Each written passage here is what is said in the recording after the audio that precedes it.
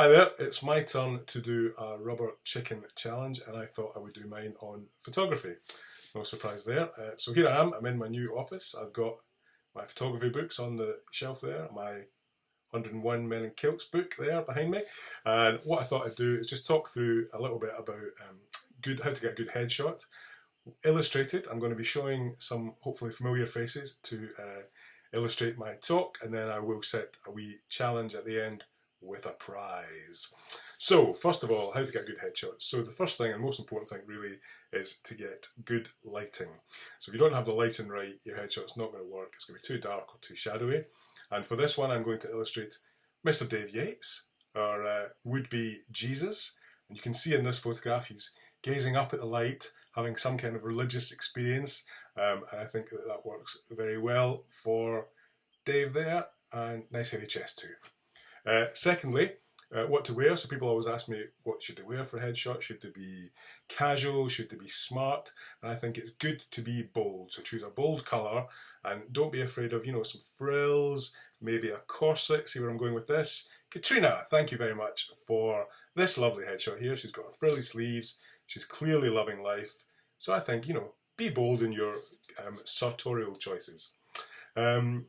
You might perhaps want a little touch of makeup so you can enhance your features, maybe cover up any blemishes. And I think Carice gives us a very good example here of how to use makeup to good effect on this lovely headshot here. Now, makeup not just for girls. So I think, Ryan, he knew what he was doing when he had a little bit of slap applied for this photograph.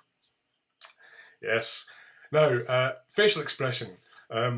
People always say, oh, what should I do? Should I smile? Should I look moody?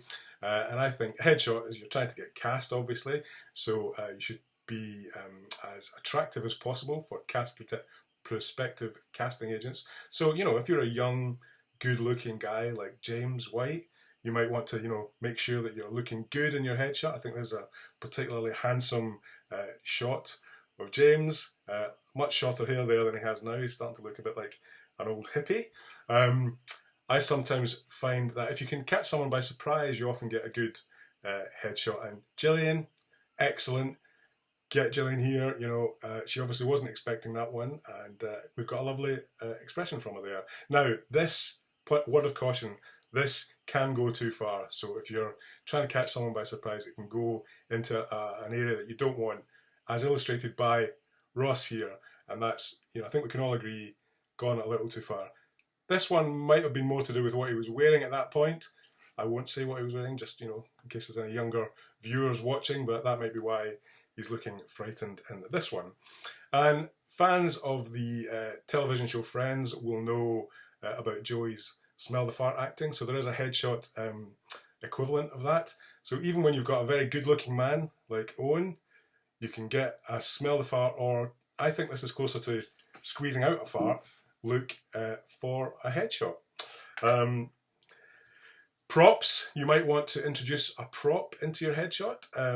It might be a scarf, it might be a hat, it might be a pair of glasses, it might be a cigarette.